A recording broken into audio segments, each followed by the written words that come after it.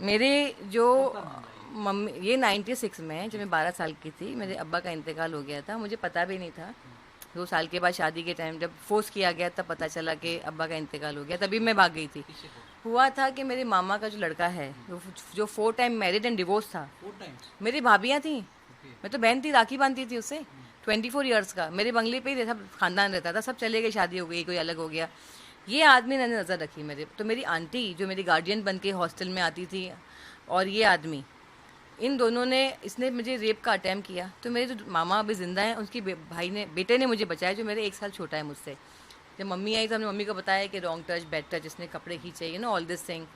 तो मम्मी ने उसको बहुत मारा, लेकिन उसने ये कहा कि ऑलरेडी हमारा रिलेशनशिप हो चुका है बहुत गंदी तरीके से। लेकिन वो सब बातें कहाँ समझ में आती है बच्चे को? 12 साल का बच्चा क्या मालूम क्या बोल रहा है ये। मुझे लग रहा है वो सब कपड़े वपड़े खींचने की बात चल रही है। मैंने कहा नहीं, इसने खींचा, इसने खींचा। तो मम्मी ने मुझे मारा कि तुमने किया क्या। मेरी माँ के लिए ऐसा था कि इसको मार डालूँ मैं, किसने किया क्या, क्योंकि मेरी मम्मी भी अकेली थी। अब्बा के इंतकाल के बाद पूरे ख़ानदान ही तो था उनका, उनकी बड़ी बहन, उनके भाई, और ये मामा का लड़का। तो इसने जो झूठ बोला मेरी मम्मी को लगा मैं ही गलत हूँ। मैंने कहा मैं बाबा के पास जा रही हूँ, क्योंकि हम लोग सब लोग मस्तान साहब को बाबा भी कहते हैं। तो मेरी आंटी ने कहा वो तो गलत तरीके से कहा, इंतकाल हो गया। मैंने कहा अब तो मैं भाग रही हूँ। तो मैं I went to my friends house, she was not there. तो जो मुस्लिम फैमिली, गुजराती फैमिली थी, प्लीज़ अगर आप लोग देख रहे हैं तो आके बोलिए कि 96 में कोई बच्चा आपके पास भाग कर आके उसने एक कहानी बताई, प्लेन उड़ गया, मैं रह गई, सब खानदान चला गया, मैं प्लेन बाहर रह गई। तो वो आके सुनेंगे तो बोलेंगे हाँ ये लड़की झूठ नहीं बोल रही है, हमारे यहाँ आई थी वो विरार में। तो अब ये है, तो मेरी फ्रेंड नहीं थी, हॉस्टल में थी। फिर मैं सेकेंड डे आ गई, उनके घर में रात में थी, और second day I come back. Mummy बहुत रोई, कहाँ चली गई बेटा, हमने वायरलेस भी करवाया था बच्ची हमारी। मैंने कहा मम्मी मुझे शादी नहीं करनी, मुझे पढ़ना है। अब शादी, बच्चे के लिए शादी है मतलब पढ़ाई बंद। तो इन्होंने क्या किया कि 1 महीने तक रुके, बाद में मेरी मम्मी को टॉर्चर करना शुरू कर दिया, क्योंकि मैं स्कूल जाने लगी।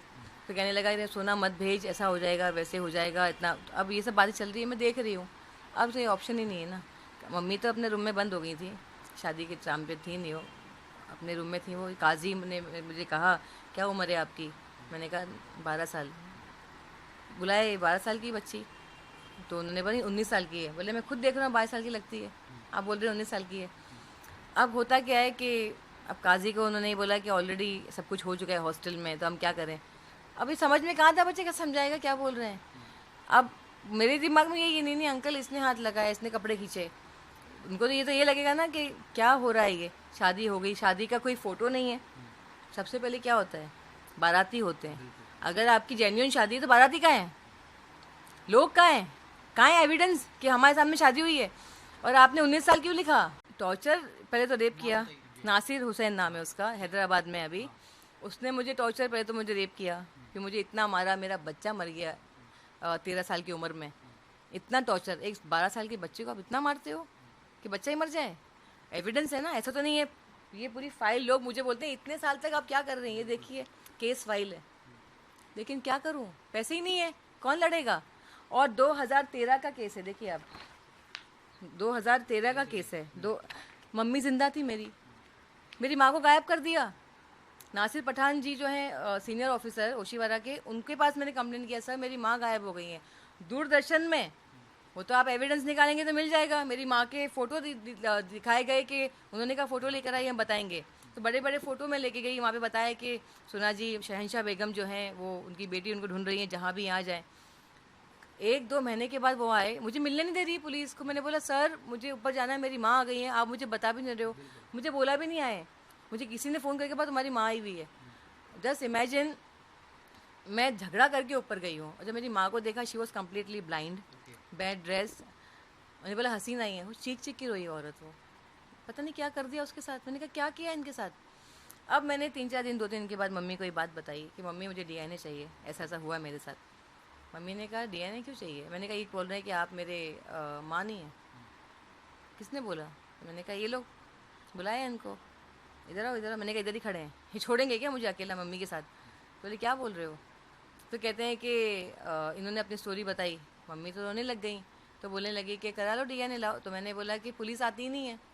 तो बोले तो इन्होंने ऐसा बोला, इन्होंने, मेरे एक्स हस्बैंड ने कहा क्या करेगी पुलिस आगे, एक्सीडेंट भी तो होते हैं ना, जिंदा रहेगी तो डीएनए काम।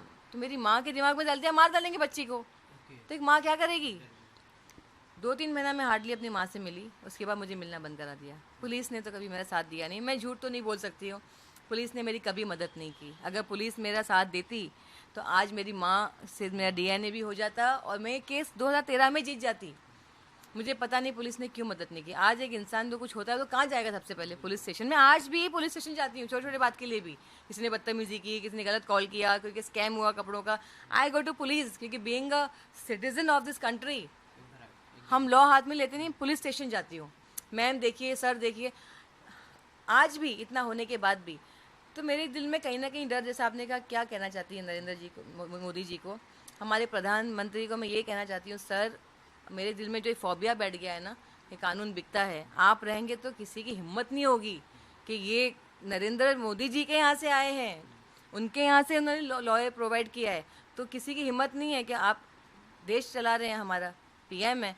तो ये इसलिए मैं उनसे पत्र लिखना चाहती हूँ कि सर प्लीज़ हेल्प मी। जो वीडियो सबने देखा उसमें मैंने सबके लिए मांग रखी है कि सर हमारा लॉ स्ट्रिक्ट करो, क्योंकि जैसे मेरे साथ रेप हुआ, मुझे मर्डर करने की कोशिश की, मेरे बच्चे को मार दिया, मुझे 12 साल में शादी की और मुझे बाहर मरने के लिए फेंक दिया, बिना छत ना पैसा ना कुछ भी।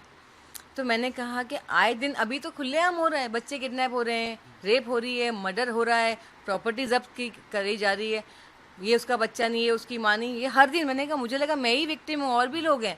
सबके लिए मैंने ये बात की। श्री नरेंद्र मोदी जी जो हमारे प्रधानमंत्री हैं, होम मिनिस्टर अमित शाह जी, उनसे मैंने दरख्वास्त की सर लॉ स्ट्रिक्ट कीजिए ताकि ये जो क्रिमिनल जो खुलेआम क्राइम कर रहे हैं वो डरें कि भाई ये क्या हो रहा है। ये मेरी मांग थी। और जैसे मैंने पत्र लिखने की आपने कहा, वो पत्र लिखने का रीज़न ये है क्योंकि मैंने बड़े मुश्किल से मैं अब यहाँ पे खड़ी हुई हूँ मेरी लड़ाई के लिए। बहुत साल निकल गए, मेरे पास पैसे नहीं थे प्रॉपर लॉयर करने के लिए, ना मेरे पास इतना अच्छे बैकअप था कि मैं कहीं अकेली बच्ची लड़ रही है दुनिया से, फिर भी लॉयर्स ने आके मेरे लिए, अभी वो लॉयर्स उतना फ़ीस नहीं मेरे पास था मैं कर सकूँ। तो जो भी लोगों ने आया मेरी मदद की, thank you so much, but मेरे पास बैकअप ही नहीं था। लेकिन आज जाकर मैंने लोन लेकर, मैं चाहूँगी मेरे फ्रेंड्स आके बोले F she have taken loan from us, मैंने रिट फाइल के लिए अब अपील की है। अब देखेंगे इंशाल्लाह बहुत जल्द लॉयर अपने हिसाब से करेंगे। तो थिंग इज़ लाइक अब रिट फाइल के बाद होगा, हाई कोर्ट से रीओपन होगा और अब केस चलेगा। मैं कहाँ से लाऊँ पैसा? ना मेरा कोई काम हो रहा है, ना मैं कोई काम कर रही हूँ, ना मुझे ऐसे कोई काम मिल रहा है जहाँ पे मुझे अच्छे पैसे मिलें। काम मैंने किया है, क्या नाम है उनका, एकता कपूर जी के लिए देव डीडी ऑल बालाजी पे शो किया है, लेकिन इतना पेमेंट नहीं मिला क्योंकि मैं नई आर्टिस्ट थी।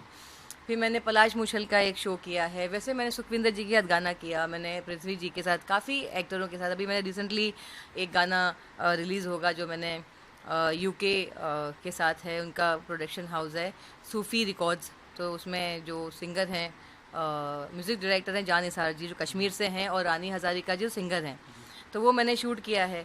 तो इंशाल्लाह देखेंगे उसमें कहीं मुझे अच्छा स्कोप मिले। तो ऐसे छोटे मोटे काम मैं कर रही हूँ, लेकिन मेन मेरा मुद्दा क्या है, मुझे इंसाफ चाहिए। तो वो पैसे जो अभी आगे चलेंगे कोर्ट में जो मैं लूँगी वो कहाँ से लाऊँ?